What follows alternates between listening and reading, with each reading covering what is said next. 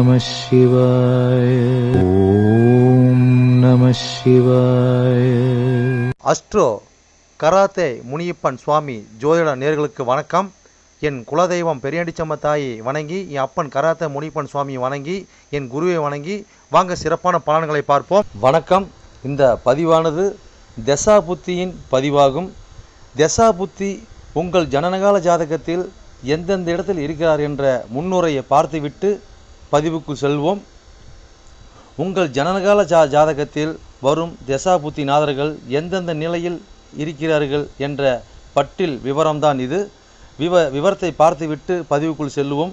உங்களுடைய ஜனனகால ஜாதகத்தில் தசாபுத்தி நாதர்கள் 1-5-9 திரிகோண சாணத்தில் இல்லை 1-5 திரிகோண சாணத்தை அதிபதியோடும் சேர்க்கை பார்வை நட்சத்திர சாரத்தில் பயணிப்பது, அல்லது 1-4-7-10 கேந்திர சாணத்தில் சேர்க்கை பார்வை அந்த அதிபதியோட நட்சத்திர சாரத்தில் பயணிப்பது, அல்லது 2-5-8-10-11 பணபர சாணத்தில் இருப்பது, இல்லை பணபர அதிபதியோட நட்சத்திர சாரத்தில் இருப்பது சேர்க்கையில் இருப்பது, அல்லது 3-6-10-11 உபயஜய சாணத்தில் இருப்பது, இல்லை உபயஜய சாணத்தில் கிரகத்தின் நட்சத்திர சாரம் பார்வை சேர்க்கையில் இருப்பது, அல்லது 3-6-9-12 அபோகலியம் சாணத்தில் இருப்பது, அல்லது அந்த அபோகலி சார அதிபதியோடு இணைஞ்சிருப்பது சேர்க்கை பார்வையோடு இருப்பது, அல்லது சரலக்கணமாகிய மேசம் கடகம் துலம் மகரம் ஆகிய 2-7 மாரகஸ்தானத்தில் இருப்பது, அல்லது சிரம் லக்கணமான ரிஷபம் சிம்மம் விருச்சகம் கும்பம் ஆகிய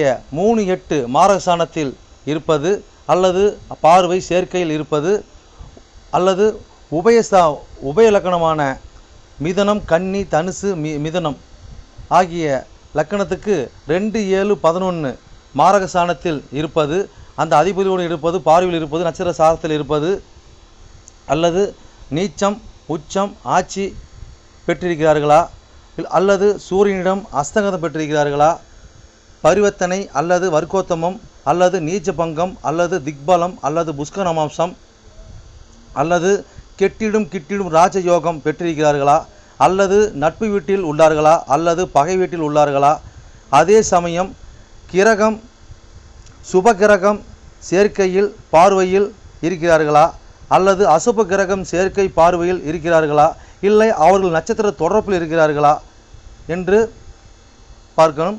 அதுபோலவே அடுத்தது பார்த்திங்கன்னா 3-6-8-12 வீட்டு மறைவு சாணத்தில் இருக்கிறார்களா, அல்லது 3-6-8-12 வீட்டு அதிபதி சேர்க்கை பார்வை அவர்களின் நட்சத்திரம் தொடர்பில் இருக்கிறார்களா என்று இதுபோல பல சூட்சமங்களை உங்கள் ஜனனகால ஜாதகத்தை கொண்டு தான் ஒரு துல்லியமான பலனை நம்ம சொல்ல முடியும். ஆனால் நாம் எடுத்திருப்பதோ இது ஒரு பொது பலனாகும். இந்த பொது பலனே பார்த்திங்கன்னா உங்களுக்கு ஒரு 100%க்கு ஒரு 60% உங்களுக்கு கண்டிப்பாக ஒத்து போகும். சிறப்பாக இந்த பதிவை பாருங்கள்.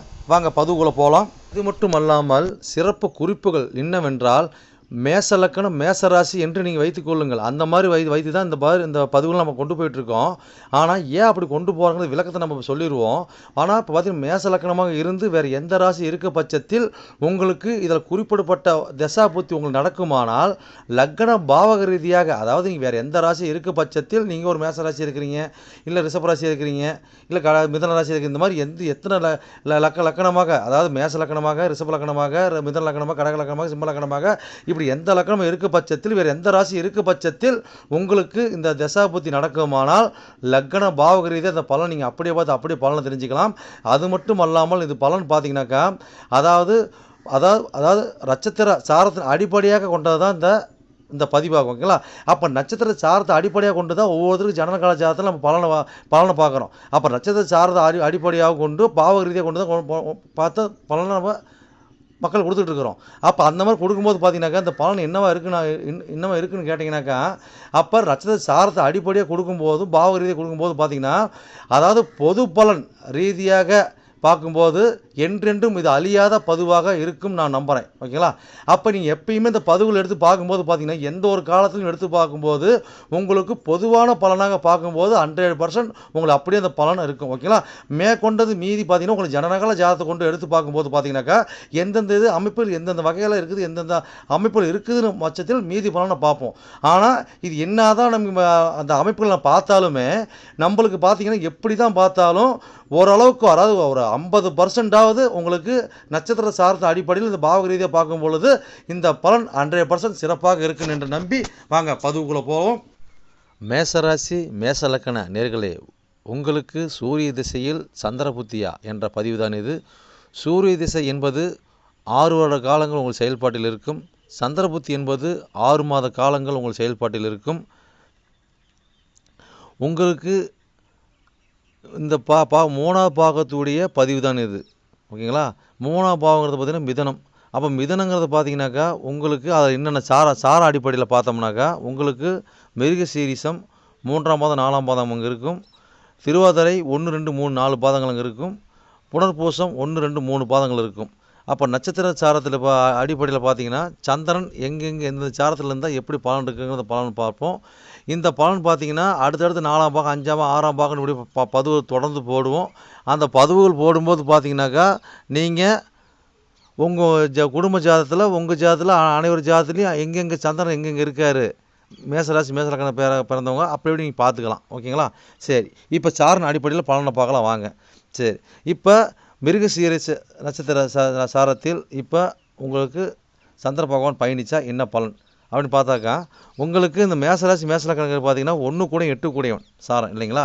அப்போ 1 கூட 8 கூடை சாரம் அவரோட சொந்த சுயசாரமாக இருக்கிறதுனால பார்த்தீங்கன்னாக்கா அது புதன் வீடு பகை வீடாக இருந்தாலும் இவரோட சுயசாரத்தில் சந்திரன் இருக்கும்போது பார்த்தீங்கன்னாக்கா ஒன்று கெட்டது பண்ணுவாரா அப்படி கேட்டால் கெட்டது பண்ண மாட்டார், நல்லது தான் பண்ணுவார். Right, okay.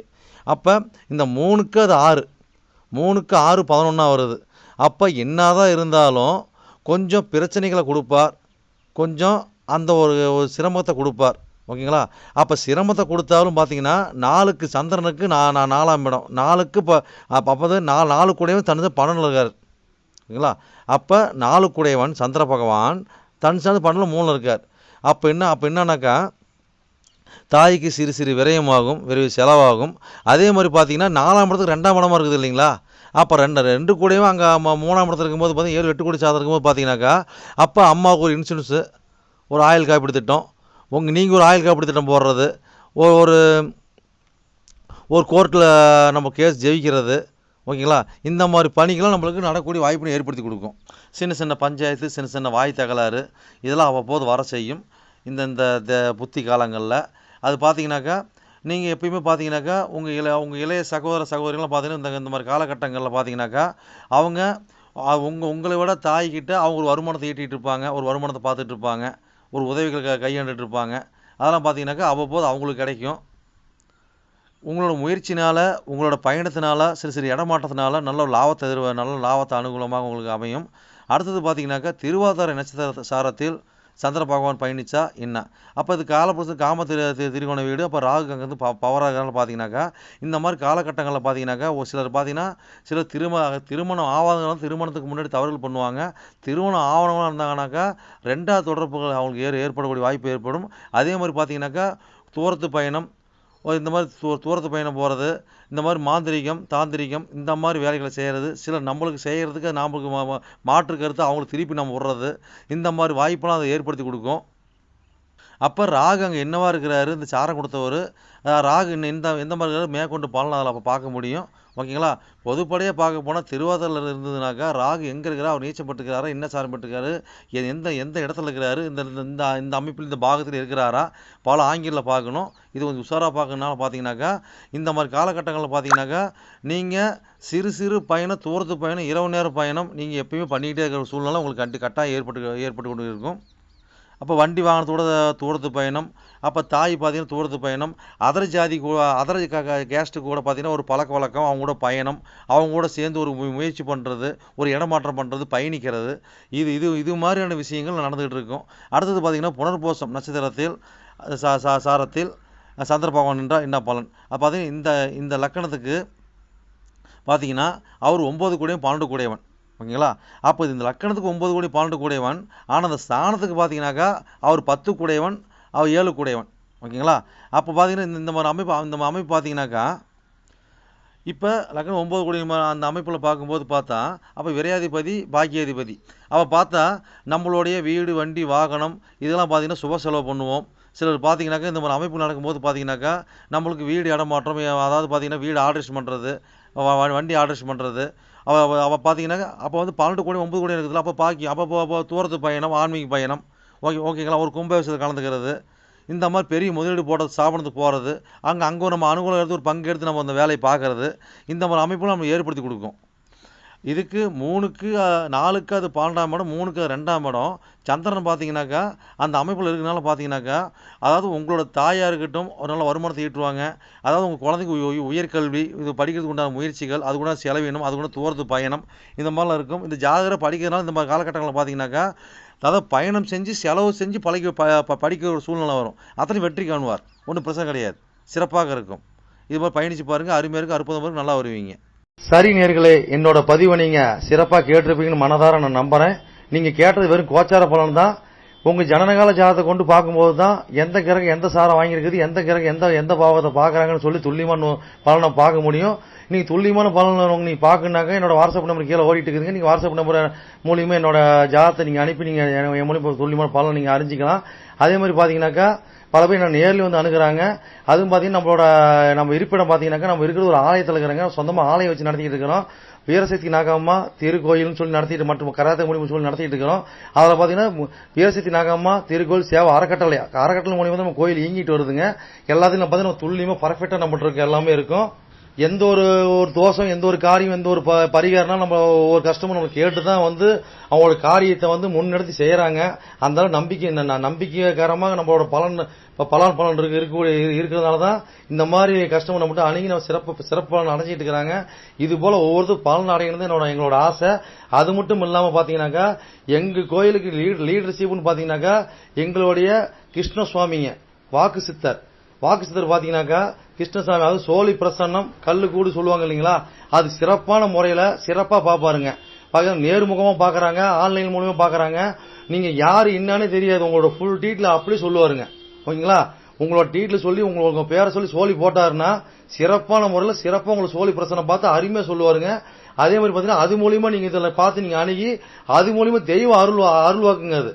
ஓகேங்களா, அது மூலியமா நீங்க வந்து சிறப்பான பலன் நீங்க அடையலாங்க.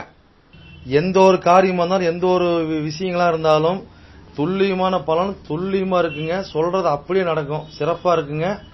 சரி நேர்களே, உங்களிடமிருந்து விடைபெறுவது S. Balu Jayavel, MA astro. நன்றி, வணக்கம்.